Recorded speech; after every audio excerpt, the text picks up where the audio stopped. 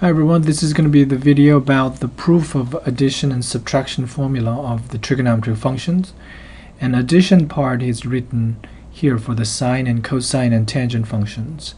And subtraction part is using simply the odd property of the sine function and even property of the cosine function and odd property of the tangent function. By combining this one, getting the subtraction formula is straightforward.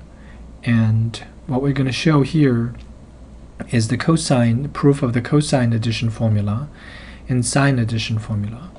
And tangent part is simply the quotient of these two things in this very straightforward algebraic manipulation. So we're going to focus on in this video only the cosine part and the sine part. Before we actually move on to the beginning of the proof, let me warn you, when you're looking at this thing and then when you're proving, and you focus on this fact and think about this fact, but when you actually don't think about this, come back to this problem, and then you have to do something about the cosine s plus t, you might think this expands as a cosine s plus cosine t, but this is in general not true. Anything that behaves in this fashion, the function kind of distributes over the input, something like this is called the linear functions, and linear function is a very small class of functions. So I always understand when you do mathematics, this type of thing happens only very, very special class of functions. So this is in general not true. Let me begin the proof by reviewing the law of cosine. Law of cosine relates these three sides of the triangle and an angle in between two of the sides. Here in this context, we're going to see this triangle with two sides length here is equal, like r and r. An angle here is a theta, and opposite side is a c. If it is a right triangle, and Pythagorean theorem applies. But if it is not, slightly more general version, something called the law of cosine applies, and it states like this: the opposite side squared is equal to the sum of the two adjacent sides squared minus 2 times the length of these two sides between forming this angle theta times the cosine theta, and this is called the law of cosine. So we have this law. So if you draw a circle, because this r and r is equal to each other, if you draw a circle with the center at that position and with the radius r like this, then as long as this angle is here's a theta, and the circular arc or the straight line that connects these two endpoints of the circular arc will be always equal as long as we have an angle theta. So it doesn't matter if it is over here or elsewhere, such as this one. It's just a little terrible picture, but as long as this angle is theta, the circular arc over here or straight line here is going to be exactly the same as this blue circular arc, and this is going to be exactly c as long as we have this one. Why is that so? Because the c here is completely determined by these two sides r and angle theta. That's what the law of cosine says. But intuitively, it's very clear as well. Now let me introduce you with this very clever setting. What we're looking at is the 2 points here and there. They're in standard position with angle s and going another angle t like this. So let me show you the addition formula again. The addition formula looks like this: is the value of a trigonometry of with angle s plus t is related with angle s and angle t, the trigonometric values of angle s and angle t. So this is their setup. So you can see here, angle s and angle s plus t will be this entire angle. So this coordinate over here is related with this angle s plus t, not angle t. The t is just the amount of this angle. So that's their setting. It's reasonable. So they label this first point with angle s x1 y1. The second point, the angle corresponding to this point in a standard position, is s plus t. Okay, not just a t. Now this is the part that's really clever. They're keeping this angle s there and then creating an amount of angle with this angle. The measure of angle is actually magnitude of the measure of angle. It's still s plus t, but it's in a slightly different situation. So this angle here is s, and they're going backward, for example. So that will be negative t in the correct measure of the angle. But if you look at the magnitude of this angle here, is this part here is the same as s plus t. So amount here is t, but it's rotated backward. Rotated forward, it's s, and all together is going to be s plus t. If this is your initial side, and that will be the measure of angle is exactly s plus t.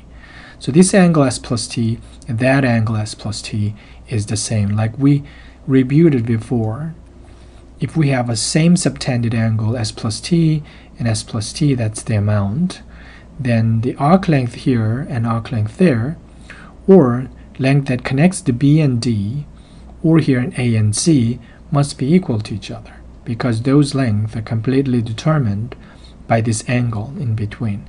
Since we have the same radius, here's a unit circle.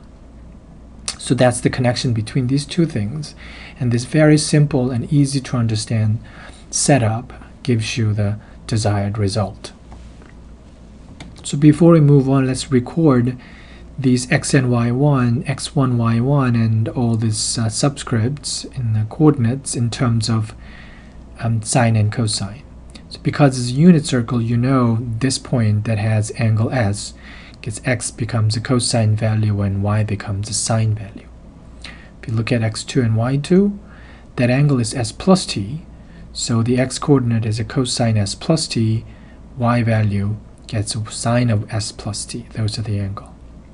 We already did this x1 and y1, so if you look at x3 and y3, the angle here, you have to keep this correct sign of the measure of the angle, negative t. So that point x3 gets this negative t inside the cosine, y3 gets negative t inside the sine. So we related all the xy coordinates in terms of the value of the sine and cosine. So how is this, all these things related to each other? Again, the key idea is that this length BD is equal to length AC, because this subtended angle here is both s plus t. Here, let me summarize the idea one more time. Again, if you look at this point B and point D, that's why it's there, the just amount, the absolute value of the measure of angle here is s plus t. And if you look at these two things, an A point there and C there, and then if you look at this angle, that's exactly s plus t. Alright, so we have the same radius 1 and 1, therefore this BD and AC must be the same length. So we're going to use these coordinates and compute the lengths here and there. So we're going to be using the distance formula. Distance formula has the square root, so if you actually raise to a second power, it gets remove the square root, and you can do some algebra and to see how all these coordinates are related to one another. So let's put that into a mathematical formula. So BD, the first thing I'm calculating here is length B and D. So x2 and 1 is the x-coordinate, so that's what you see here. x2 minus 1 squared. And y2 and 0 are the y-coordinates of these 2 points. That's why you see y2 and 0. If you look at the second picture, the length of this one is supposed to be the same. So if you look at the x-coordinate is x1 and x3, that's why you see this difference in there in squared. y1 and y3 is what you see there. So if you square this, so this is directly from distance formula. So what we're going to do is now we're going to expand this using the binomial expansion. Okay, let's focus on this line here. That one becomes x2 squared minus 2x2 plus 1. It's binomial expansion applied there. This one is just y2 squared, and the same binomial expansion is applied to this part and that part. You may pause the video a little bit and do this part yourself and make sure that you check this part come out exactly the same. There are a lot of terms, but what we know is that if you go back to that circle, so let me show you this circle part.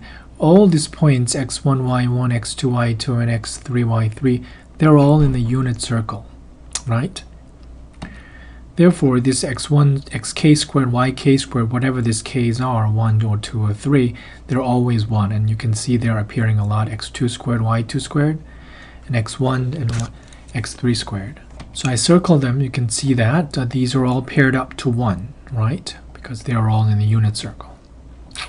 So it simplifies like this one is 1, so altogether with this one that's a 2, and I kept the rest of the part.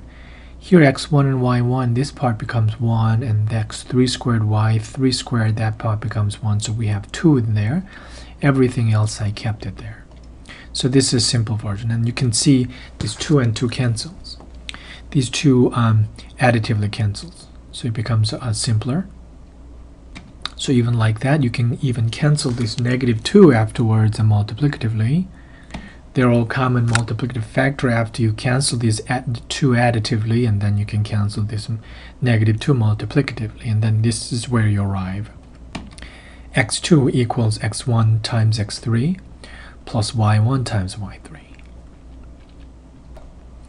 Okay, here I brought this picture again so you can see what x2 and x1 and everything.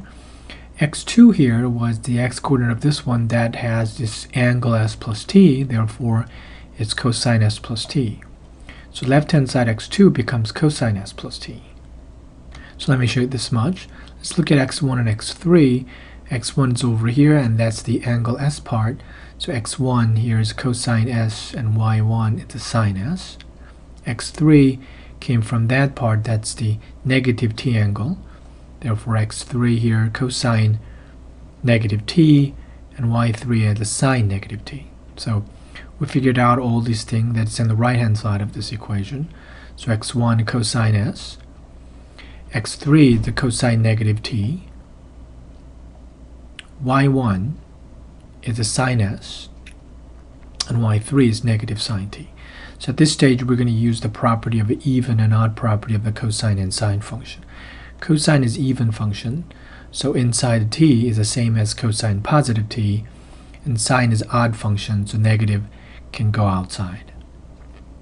So I adjusted a little bit so that you can see this -t is the same as positive cosine t inside there, and sine negative sine t becomes a negative sine s and sine t.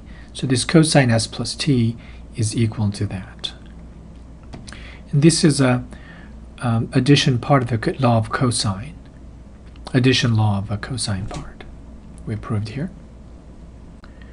So here's a summary. What we have just proved is a cosine s plus t equals cosine s cosine t minus sine s sine t. The negative version is again using the even and odd property of the cosine and sine. It's fairly easy to derive. So we're going to focus on this sine s plus t formula. So it begins with this simple relationship between sine and cosine, which if you look at the graph of the sine and cosine, it's easy to see this relationship, but all those things rely on this fundamental fact, so we really have to prove this one in here. So it turns out cosine of t, if you go pi over 2 more degrees, or radian, then it becomes negative sine t, and from sine t, if you go pi over 2 radian more, becomes a cosine t. So we're going to prove this one for arbitrary all the angle t's in between 0 and 2 pi radian, and all the other angles is because it's periodic property of a cosine and sine, that will be fairly easy. So let's focus on this one where t is between 0 and 2 pi. First, we're going to look at the case t is in between 0 and pi over 2. So t is in the first quadrant, like this. And going pi over 2 more radian, it's going to be going to counterclockwise 90 degree more. So I wrote down here, if this one has x comma y, coordinate x and y, corresponding to this t radian there, the slope of this one is m equals to y over x. And this perpendicularity gives you the negative reciprocal property. So if this has slope m, this is going to be this slope over here when you go 90 degree, which is a perpendicular line. It's going to have a negative reciprocal of this m. So I wrote down there, it's not a good notation keeping m and m in a different way, but at least I did the different color. So it's a negative x over y, and that's the slope of that red line there. Because it's on this same unit circle, we know it's going to be x is going to be the y coordinate and y is going to be the x coordinate of this new point. what you have to determine is this sign there. Why is this negative can go to the denominator or negative can go to the numerator too? But you have to think about here, originally this x and y came from the first quadrant, so they are all positive numbers.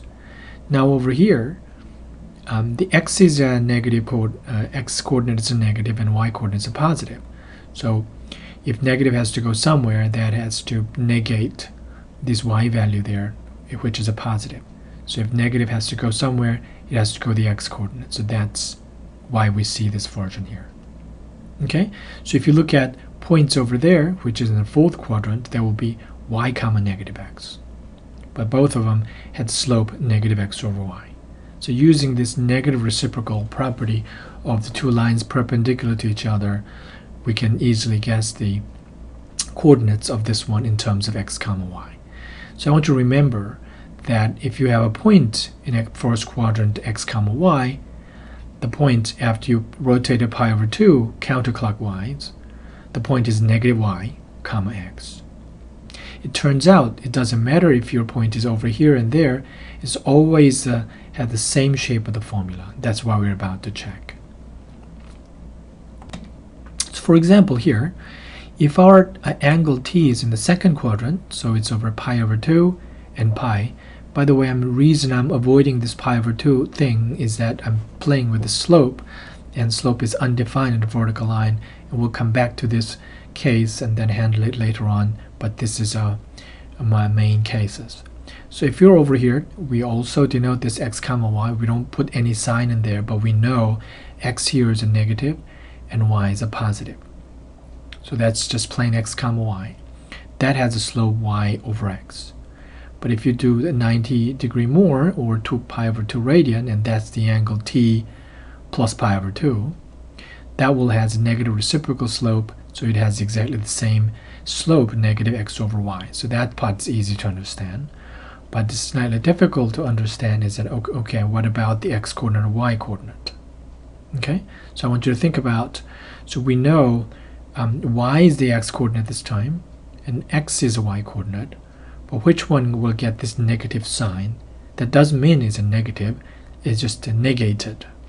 So y going there and x going there. You might pause the video a little bit and think about which one will get the negative sign. Again, this negating doesn't mean it's a negative number, it's just switching the sign. So here's my answer.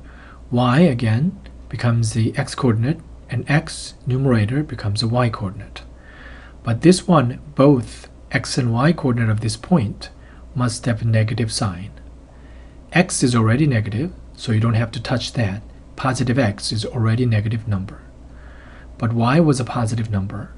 Therefore, if you have just a y in there, that x coordinate over there is going to be a positive number.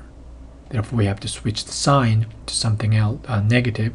So negative goes there and makes this one negative number, that one also negative number. So we have correct magnitude and incorrect signs. Therefore, like before, it's a negative y comma x. And same if you go from x comma y, 90 degree more, still negative y comma x. Well, let's take a look at these two cases. Well, I decided to hide a little bit, so we're back to this small picture. So let's say that your angle t is in the third quadrant and go pi over 2 more. Okay?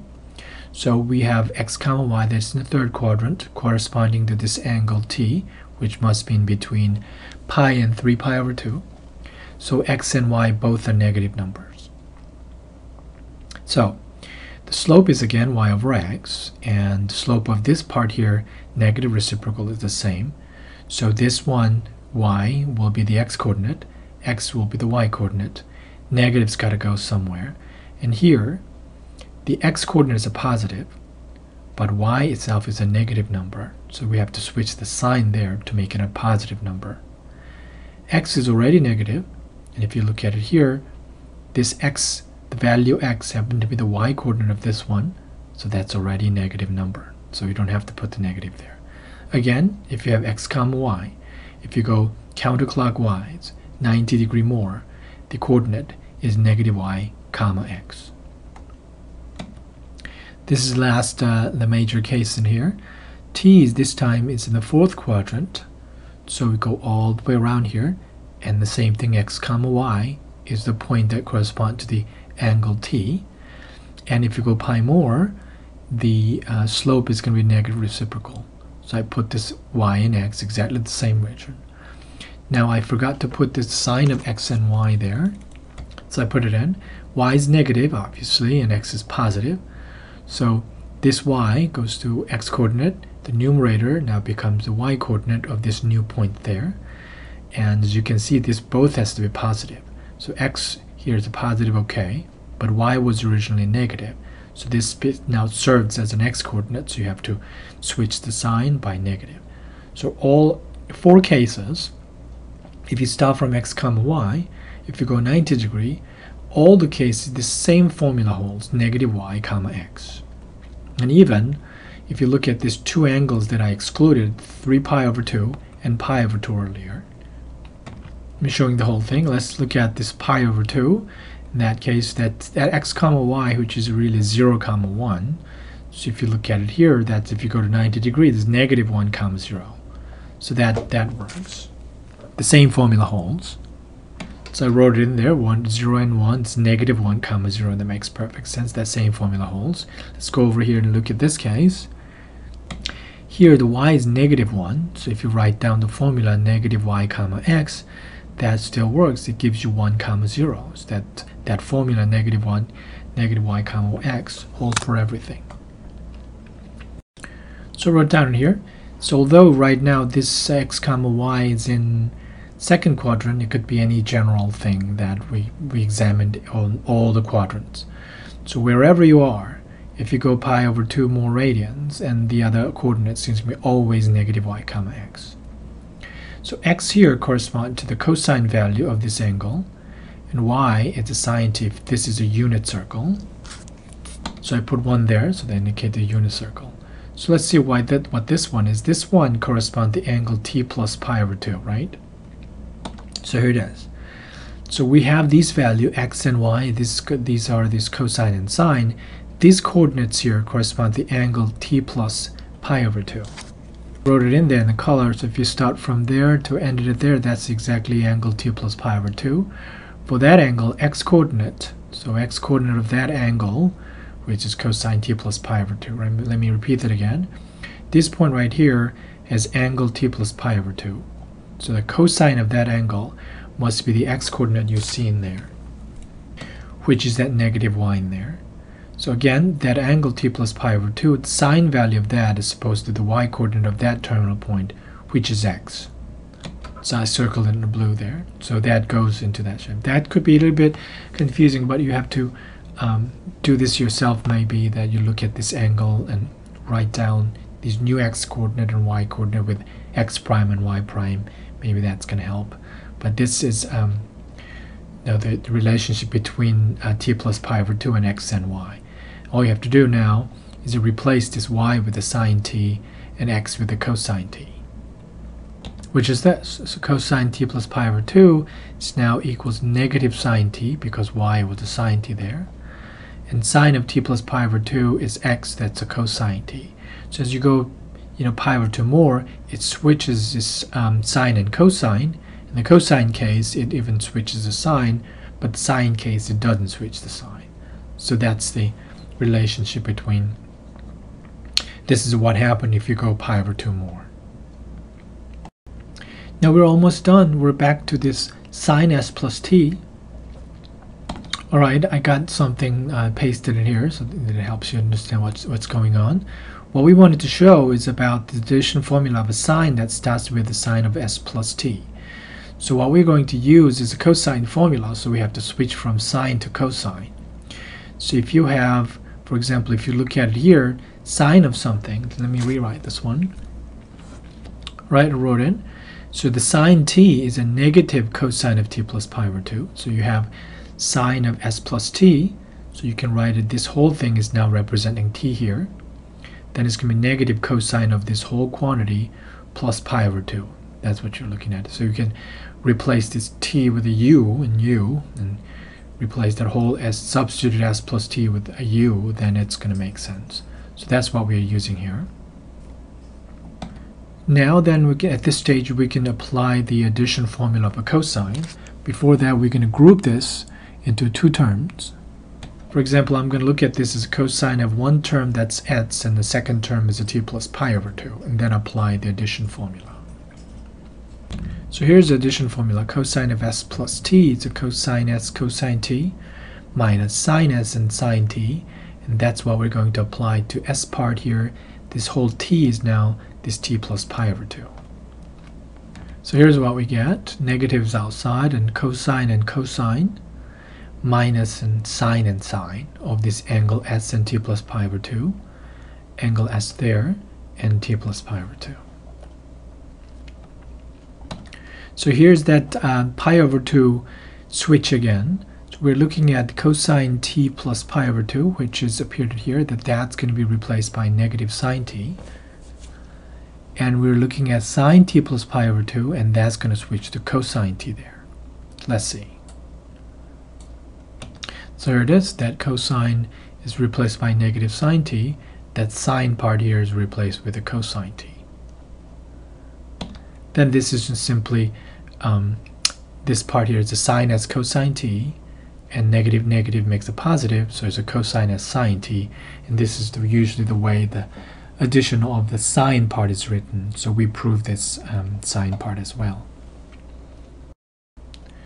So we have proved this cosine s plus t version first, and figured out the relationship between a cosine and sine if you go pi over 2 radian more, and using that we were able to easily deduce the sine part. Again, tangent is a quotient of these two things. It's a fairly straightforward algebra from that. So this is called addition formula. This is not just some formula, but it is a really important part of the physics and the fundamentals of the analysis and so-called complex analysis. So it's a very, very important formula. Thanks.